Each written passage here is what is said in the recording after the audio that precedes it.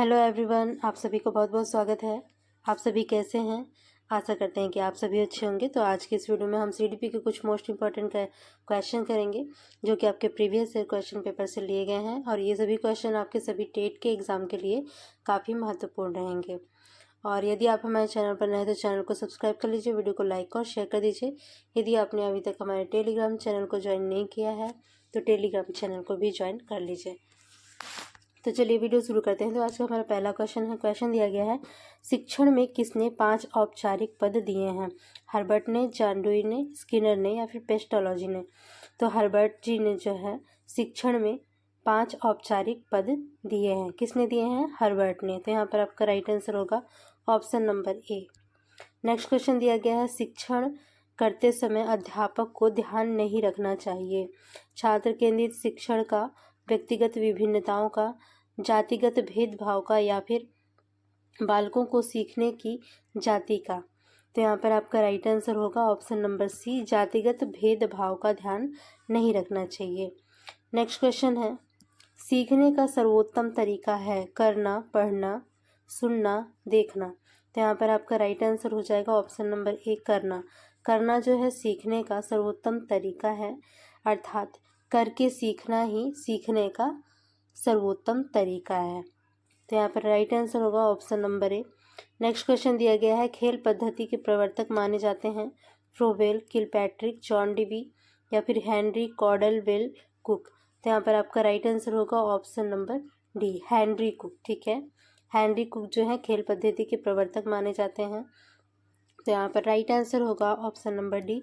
Next question दिया गया है, खेल पद्धति पर आधारित शिक्षण नहीं है, डॉल्टन, मॉन्टेसरी, व्याख्यान, किंडरगार्टन? तो यहाँ पर जो आपका व्याख्यान है, व्याख्यान यह है खेल पद्धति पर आधारित नहीं होता है। ठीक है, तो यहाँ पर राइट आंसर होगा ऑप्शन नंबर सी, व्याख्यान। नेक्स्ट क्वेश्चन दिया गया है, शिक्षण प्रक्रिया में विद्यार्थी है, आश्रित चर है, स्वतंत्र चर है, मध्यस्थ चर है या फिर इनमें से कोई नहीं? तो शिक्षण प्रक्रिया में विद्यार्थी का स्थान पूछा गया है, विद्यार्थी क्या है? तो यह एक आश्रित चर है। ठीक है, जो कि अपने शिक्षक के ऊपर डिपेंड रहता है, आश्रित रहता है। तो यहाँ पर राइट आंसर क्या हो जाएगा? Option number A. Next question देखिएगा, क्वेश्चन दिया गया है, कार्य सूचक क्रिया परिभाषित करना किस उद्देश्य से संबंधित है? ऑप्शन दिए गए हैं ज्ञान, बोध, प्रयोग, विश्लेषण। तो यहाँ पर आपका राइट आंसर होगा ऑप्शन नंबर ए, ज्ञान से संबंधित है। नेक्स्ट क्वेश्चन दिया गया है, विज्ञान शिक्षण की वह विधि जिसमें विद्यार्थी को एक खोजी के रूप में कार्य करने का अवसर दिया जाता है कहलाती है? प्रयोगशाला विधि, समस्या समाधान विधि, ह्यूरिस्टिक विधि या फिर प्रायोजना विधि? तो यहाँ पर आपका राइट क्या आंसर हो जाएगा? ऑप्शन नंबर सी, ह्यूरिस्टिक विधि। विज्ञान शिक्षण की बात की गई है, विज्ञान शिक्षण की वह विधि जिसमें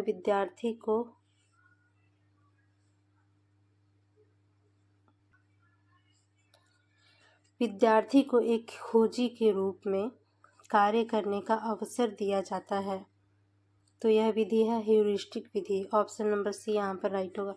नेक्स्ट क्वेश्चन दिया गया है, जब एक छात्र गणित की समस्या को स्वयं हल कर सकता है तो शिक्षण के किस उद्देश्य की पूर्ति कर रहा होता है? अभिवृत्ति की, ज्ञान की, ज्ञान उपयोग की, तो यहाँ रुचि की? तो यहाँ पर राइट आंसर होगा ऑप्शन नंबर सी, ज्ञान उपयोग की। नेक्स्ट क्वेश्चन दिया गया है, विद्यार्थी विज्ञान में चित्र बनाना सीखते हैं या नहीं? इसका पता लगाने के लिए बनाए गए प्रश्न निम्नलिखित उद्देश्य से संबंधित होंगे? ज्ञान से, अवबोध से, ज्ञानोपयोग से या फिर कौशल से? तो यहाँ पर आपका राइट आंसर होगा ऑप्शन नंबर डी, कौशल से संबंधित होंगे। नेक्स्ट क्वेश्चन दिया गया है, आगमन विधि में छात्र अग्रसर होता है विशिष्ट से सामान्य की ओर, सामान्य से विशिष्ट की ओर, सामान्य से सामान्य की ओर, विशिष्ट से विशिष्ट की ओर? तो आगमन विधि में छात्र अग्रसर होता है विशिष्ट से सामान्य की ओर। तो यहाँ पर राइट आंसर होगा option number A. Next question दिया गया है, निम्नांकित में से पाठ्य योजना का अंग नहीं है? पाठ्य योजना का अंग नहीं है। ऑप्शन दिए गए हैं सामान्य उद्देश्य, विशिष्ट उद्देश्य, सहायक सामग्री या फिर जांच कार्य। तो यहाँ पर आपका राइट आंसर हो जाएगा जांच कार्य। ठीक है, नेक्स्ट क्वेश्चन है, हर्बर्ट की पंचपदी प्रणाली में प्रारंभ हुआ प्रस्तावना, प्रस्तुतिकरण, उद्देश्य, मूल्यांकन। तो यहाँ पर आपका राइट आंसर होगा ऑप्शन नंबर डी, मूल्यांकन।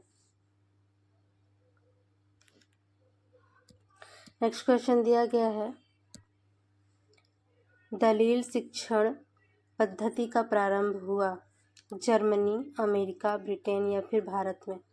तो यहाँ पर आपका राइट आंसर होगा ऑप्शन नंबर बी, अमेरिका में। नेक्स्ट क्वेश्चन दिया गया है, सूक्ष्म शिक्षण का समय है 10 से 15 मिनट, 5 से 10 मिनट, 25 मिनट या फिर 12 मिनट। तो सूक्ष्म शिक्षण का टाइम पूछा गया है। तो यहाँ पर आपका राइट आंसर होगा 5 से 10 मिनट। तो यहाँ पर राइट आंसर हो जाएगा ऑप्शन नंबर बी, 5 से 10 मिनट। नेक्स्ट क्वेश्चन है, सहचर्य विधि का आविष्कार किया किसने किया है? हर्बर्ट ने, मॉन्टेसरी ने, राडबर्न ने या फिर हंटर ने। तो सहचर्य विधि का आविष्कार किसने किया है? तो मॉन्टेसरी जी ने किया है। तो यहाँ पर राइट आंसर होगा ऑप्शन नंबर बी, मॉन्टेसरी जी ने सहचर्य विधि का आविष्कार किया है। नेक्स्ट क्वेश्चन है, शिक्षा की किंडरगार्टन पद्धति का प्रतिपादन किसने किया है? टीपी नन ने, स्पेंसर ने, फ्रोबेल ने या फिर मॉन्टेसरी ने। तो फ्रोबेल ने जो किंडरगार्टन विधि है, बच्चों की शिक्षा की जो है किंडरगार्टन पद्धति, ये किसने प्रतिपादित किया है? तो फ्रोबेल ने किया है। ठीक है, इसमें क्या करते हैं, खेल खेल के माध्यम से जो है छोटे बच्चों को सिखाया जाता है। नेक्स्ट क्वेश्चन है, परिवार एक साधन है अनौपचारिक शिक्षा का, औपचारिक शिक्षा का, गैर औपचारिक शिक्षा का या फिर दूरस्थ शिक्षा का। तो परिवार किसका साधन है? तो यह अनौपचारिक शिक्षा का साधन होता है। आंसर होगा ऑप्शन नंबर ए। जो लोग भी नए हैं वीडियो को लाइक कर दीजिएगा, चैनल को सब्सक्राइब कर दीजिएगा। नेक्स्ट क्वेश्चन है, व्यक्तिगत विभिन्नताओं को ध्यान में रखते हुए विद्यार्थी के शिक्षण के लिए परियोजना पद्धति का निर्माता थे थॉर्नडाइक, किलपैट्रिक, पार्कहर्स्ट या फिर वाटसन। तो व्यक्तिगत विभिन्नताओं को ध्यान में रखते हुए विद्यार्थियों के शिक्षण परियोजना पद्धति के निर्माता कौन थे? तो यह थे आपके किलपैट्रिक जी। ठीक है, तो यहाँ पर राइट आंसर होगा option number B. Next question दिया गया है, प्रोजेक्ट विधि का प्रयोग सबसे पहले सामाजिक विज्ञान में किसने किया? किलपैट्रिक जी ने, मॉन्टेसरी जी ने, जॉन डेवी ने या फिर रूसो ने। तो प्रोजेक्ट विधि का प्रयोग सबसे पहले सामाजिक विज्ञान में किसने किया था? तो किलपैट्रिक जी ने ही किया था। तो यहाँ पर राइट आंसर होगा option number A. Next question दिया गया है, मानसिक विप्लव करने के लिए आप क्या करेंगे? मानसिक विप्लव करने के लिए आप क्या करेंगे? भाषण, अनुकरण, मानसिक उद्देश्य या फिर पाठ्य पुस्तक पढ़ना। तो यहाँ पर आपका राइट आंसर होगा ऑप्शन नंबर सी, मानसिक उद्देश्य। नेक्स्ट क्वेश्चन दिया गया है, निम्नलिखित में से शिक्षण की खेल विधि आधारित है। तो यहाँ पर आपका राइट आंसर हो जाएगा ऑप्शन नंबर सी, विकास व वृद्धि के मनोवैज्ञानिक सिद्धांतों पर। ठीक है, शिक्षण की जो खेल विधि है वह किस पर आधारित होती है? विकास व वृद्धि के मनोवैज्ञानिक सिद्धांतों पर। तो यहाँ पर आपका राइट आंसर होगा option number C. Next question दिया गया है, शिक्षण को रोचक तथा सार्थक बनाने के लिए सबसे अधिक महत्वपूर्ण है चार्ट, पाठ्यपुस्तक, कंप्यूटर या फिर श्रव्य दृश्य सामग्री। तो यहाँ पर आपका राइट आंसर होगा ऑप्शन नंबर डी, श्रव्य दृश्य सामग्री या श्रव्य सामग्री। ठीक है, यहाँ पर राइट आंसर होगा option number D. Next question दिया गया है, शिक्षण में कितने प्रकार का सहसंबंध मिलता है? 2 प्रकार का, 3 प्रकार का, 4 प्रकार का या फिर 5 प्रकार का। तो यहाँ पर राइट आंसर होगा ऑप्शन नंबर बी, 3 प्रकार के। ठीक है, शिक्षण में कितने प्रकार के सहसंबंध मिलते हैं? तो 3 प्रकार के सहसंबंध मिलते हैं। नेक्स्ट क्वेश्चन दिया गया है, शिक्षण में पढ़ाते समय सबसे पहले क्या बनाया जाता है? वार्षिक योजना, इकाई योजना, दैनिक पाठ्य योजना या फिर प्रतिमान। तो क्या बनाया जाता है? इकाई योजना बनाई जाती है। तो यहाँ पर राइट आंसर क्या होगा? Option number B. Next question दिया गया है,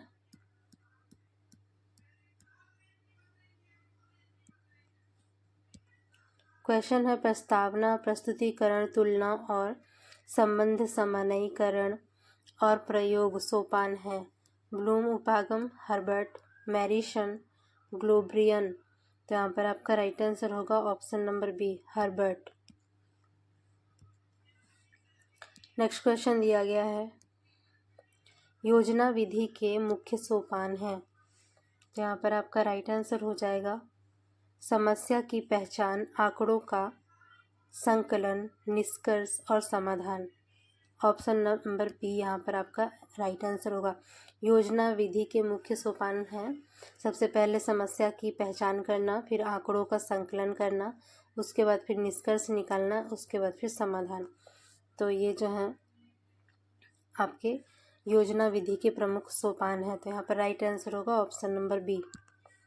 नेक्स्ट क्वेश्चन दिया गया है, प्राथमिक स्तर पर पर्यावरण अध्ययन के लिए कौन सी विधि प्रभावशाली है? योजना विधि, कहानी, व्याख्यान या फिर वाद विवाद। तो यहाँ पर आपका राइट आंसर हो जाएगा ऑप्शन नंबर बी, कहानी।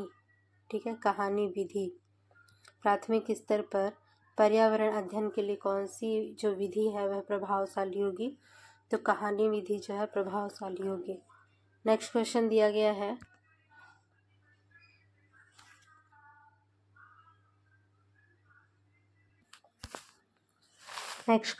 गया है, ज्ञानात्मक पक्ष का अंतिम स्तर क्या है?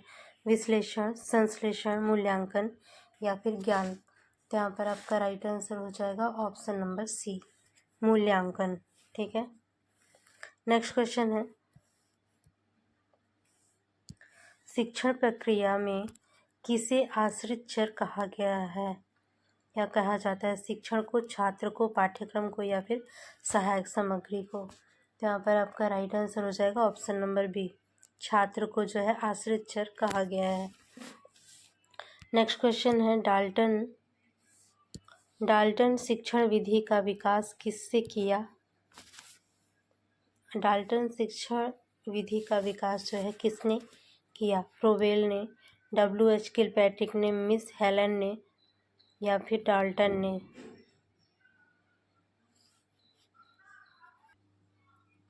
तो यहाँ पर राइट आंसर हो जाएगा option number C, Miss Helen Parkhurst. Option number C. Next question है, आधुनिक शिक्षण अधिगम प्रक्रिया में शिक्षक की भूमिका है। तो शिक्षक की भूमिका कैसे होती है आधुनिक शिक्षण अधिगम प्रक्रिया में? तो यहाँ पर आपका राइट आंसर होगा ऑप्शन नंबर ए। ठीक है, सीखने हेतु एक अच्छे सुलभकर्ता की। नेक्स्ट क्वेश्चन है,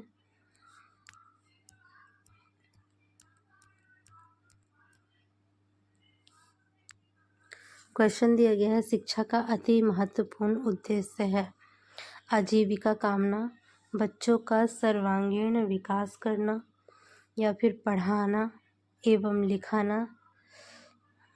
एवं लिखना सीखना, बौद्धिक विकास। तो यहाँ पर आपका राइट आंसर हो जाएगा ऑप्शन नंबर बी, बच्चों का सर्वांगीण विकास। ठीक है, नेक्स्ट क्वेश्चन दिया गया है, शिक्षण अधिगम प्रक्रिया को प्रारंभ करने से पहले एक कुशल अध्यापक को क्या करना चाहिए? छात्रों को दंडित करना चाहिए, चुटकुले सुनाना चाहिए, अधिगम परिस्थितियाँ उत्पन्न करना चाहिए या फिर आराम करना चाहिए। तो यहाँ पर राइट आंसर होगा ऑप्शन नंबर सी, अधिगम परिस्थितियाँ उत्पन्न करनी चाहिए। नेक्स्ट क्वेश्चन दिया गया है, निम्नलिखित में से आगमन विधि का कौन सा पद नहीं है? विभिन्न उदाहरणों का प्रस्तुतिकरण, परिकल्पनाओं का निर्माण, अवलोकन या फिर सामान्यीकरण। तो यहाँ पर आपका राइट आंसर होगा ऑप्शन नंबर बी, परिकल्पनाओं का निर्माण। यह जो है आगमन विधि का पद नहीं है। ठीक है, तो यहाँ पर राइट आंसर हो जाएगा option number B. Next question दिया गया है, क्वेश्चन है हर्बर्ट उपागम पर आधारित गणितीय पाठ्य योजना का दूसरा पद है तैयारी, प्रस्तुतिकरण, सामान्यीकरण या फिर व्यवहारीकरण। तो हर्बर्ट उपागम पर आधारित गणितीय पाठ्य योजना का दूसरा पद पूछा गया है। तो यहाँ पर आपका राइट आंसर होगा ऑप्शन नंबर बी, प्रस्तुतिकरण। ठीक है, तो यहाँ पर राइट आंसर होगा option number B. Next question पूछा गया है, विभाजन, तुलना, अवलोचना इत्यादि क्रियाएं शैक्षिक उद्देश्यों के ज्ञानात्मक पक्ष के कौन से स्तर से संबंधित हैं? मूल्यांकन से, विश्लेषण से, संश्लेषण से या फिर प्रयोग से। तो यहाँ पर आपका राइट आंसर होगा ऑप्शन नंबर बी, विश्लेषण से। ठीक है, नेक्स्ट क्वेश्चन दिया गया है, अंधे बालकों को शिक्षण देने की पद्धति है पाठ्यक्रम, सहगामी क्रियाएं, श्रव्य सामग्री, ब्रेल लिपि या फिर टंकन विधि। तो यहाँ पर आपका राइट आंसर हो जाएगा ऑप्शन नंबर सी, ब्रेल लिपि विधि। तो यहाँ पर राइट आंसर होगा ऑप्शन नंबर सी, ब्रेल लिपि विधि। नेक्स्ट क्वेश्चन है, नेक्स्ट क्वेश्चन और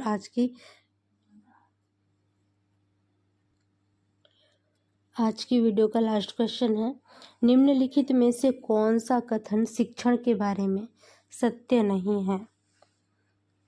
तो ऑप्शन देख लेते हैं। सबसे पहले, शिक्षण में सुधार किया जा सकता है, शिक्षण औपचारिक और अनौपचारिक है, शिक्षण विज्ञान के साथ कला भी है या फिर शिक्षण अनुदेशन है।